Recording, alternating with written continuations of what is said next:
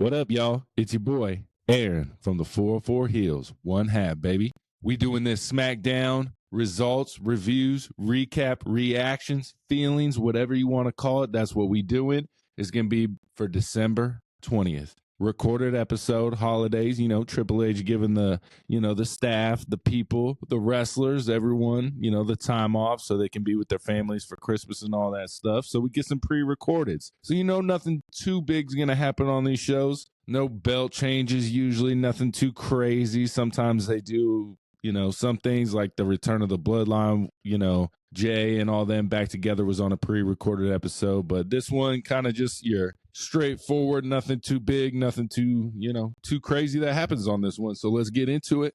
We're going to kick it off AEW style with the 3-man on 3-man tag match. So we're going to have the new Bloodline come out. It's going to be Solo, Tama, Jacob. They're going to go against Andrade, Apollo Crews, and LA Knight.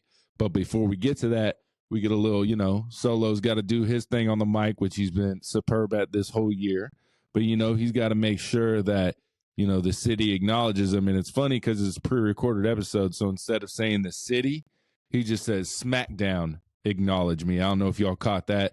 They didn't want to say Hartford, Connecticut 2 times back to back. They don't even say it coming from Hartford, Connecticut on the second episode when it's pre-recorded. So, and shout out to the pre-recorded because they had to do this episode before they did Saturday Night Main Event. So, you couldn't have Chelsea Green come out, obviously, so she wasn't on the show. Would have loved to have seen her, but it's a pre-recorded episode. But they did have a backstage moment, obviously, that they could show the Friday of and not the crowd, so we don't get no spoilers on who won the U.S. belt. So we did get a little backstage interview with Chelsea Green with Byron. It was pretty good, but back to the new Bloodline.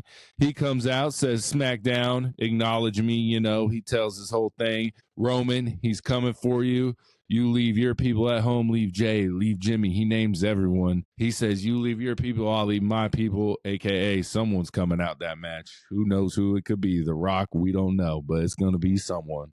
But then we hear that sword hit from the Scottish Warrior, one of my new people right now, one of my favorites to watch every time he's on TV. It's amazing. He comes out, little hesitant, gets in the ring. Not scared, but hesitant. He gets in the ring with all 3 members of the new Bloodline. And, he just says his piece. He says, we got a lot of history, me and you. Clash at the Castle, you cost me my belt, all that stuff. But he kind of gives a little shout out to Solo because Solo was willing to stand up to Roman Reigns. So he's like, hey, man, you do your thing right now. I'm going to start my hit list with this OG Bloodline. Sammy, check, but it seems like that could keep going. Jay, Jimmy, he's got to go down. He's like, I'll let you take care of Roman. And then when you finish your business, I finish my business. We'll have some business. So seeds planted for a storyline later down the road. It's probably something after WrestleMania, maybe going into SummerSlam, maybe even further out War Games. Who knows? But, they definitely planting the seed like we talked about on Word on the Street. The WWE has it so every character could go this way, that way. It doesn't matter. There's so many different options for so many different characters. I mean, look at Solo right now. He's feuding with LA Knight and Roman Reigns at the same time, The new Bloodline's got this over here and this over here. So you can go, every character has multiple forks in the road, if you will, that we can go down. And that's what I love about WWE. There's this, you think it's going one way and they can shoot it this way or it can go the way you think. So I'm a big fan of that. But, they say after they handle your business, I handle my business. We'll have some business. And then Jimmy Uso jumps Drew, pulls him out the ring, whacks the shit out of him with the crutch a couple times, puts him over the barricade. They go brawling back, and then boom, here comes LA Knight. They come running down as a solid group. Andrade, Apollo Crews, and LA Knight. This was set up last week during the LA Knight solo match when Jacob interfered. So we get a little, 3-on-3 action. Pretty decent match. Nothing too crazy. We all kind of knew what was going to happen. Solo was probably going to pin Apollo Crews. We could have all predicted that. Honestly, if I would have bet $1,000 on it probably. So we definitely get that. We do get a little interference from Shinsuke Nakamura he takes out LA Knight. So it seems that rivalry is still going to cook a little bit, So even LA Knight, he's got Solo on this side and Shinsuke on this side. It's a good, you can go either which way. We don't know which way they're going. It looks like we're going to have a round 2 of Shinsuke LA Knight. So we'll see how that goes. He just comes in, takes out LA Knight. Andrade gets taken out. Apollo Crews, bing, bang, boom. I will say this, y'all. I want to know what y'all feel.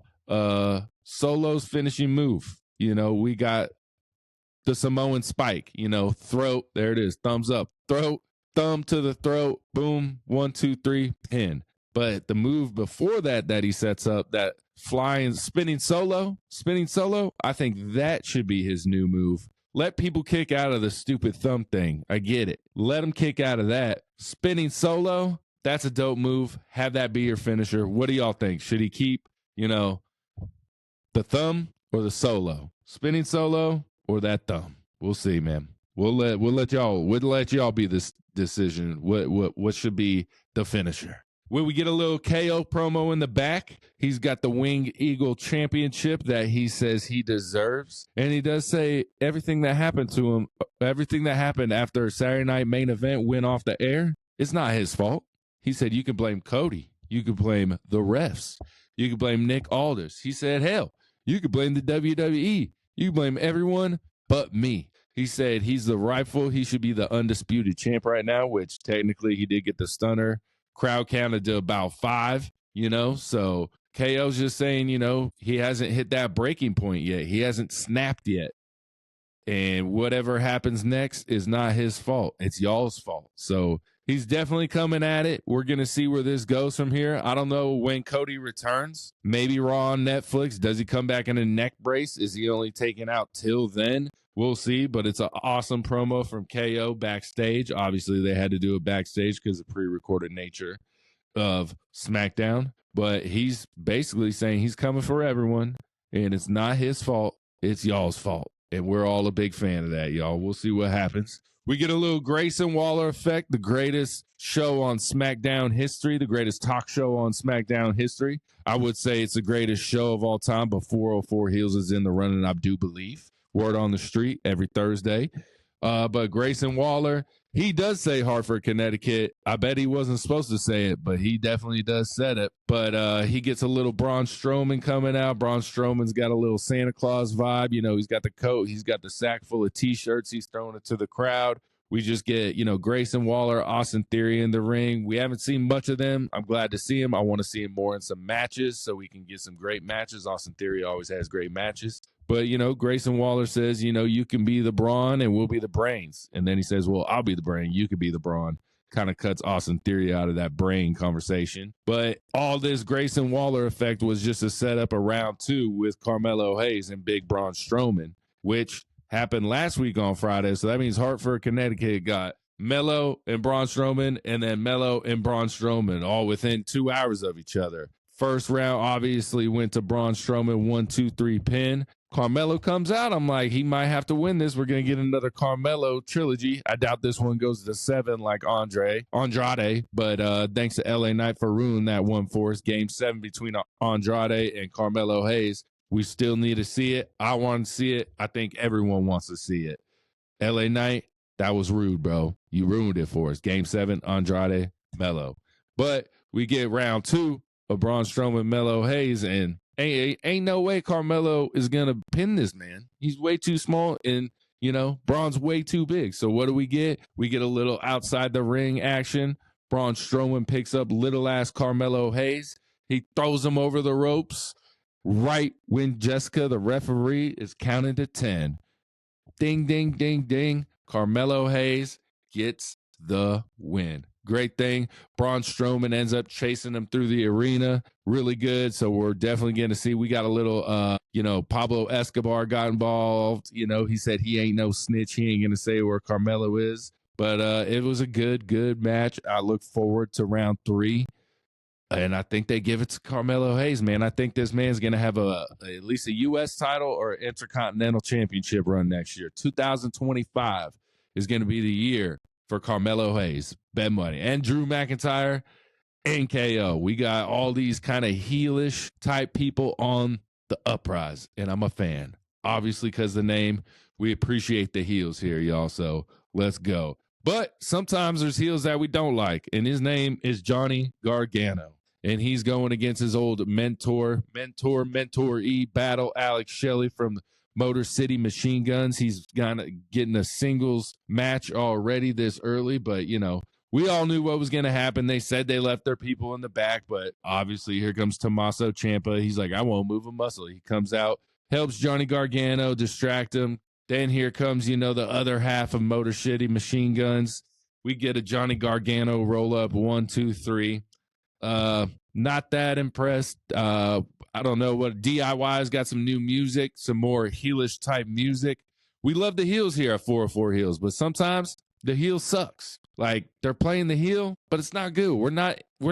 It's not believable. Like Nia Jax, she's believable to be a heel, but the way she's playing the heel right now, I think is not that good of a job. So she could be playing a better, more dominant heel, I feel like. But I mean, Johnny Gargano, Tommaso Ciampa, DIY, new heel music, new entrance music, still the same old boring group, y'all. So, you know, we'll see where they go from here. Hopefully y'all can't hear my dogs barking at the front door, but we'll see.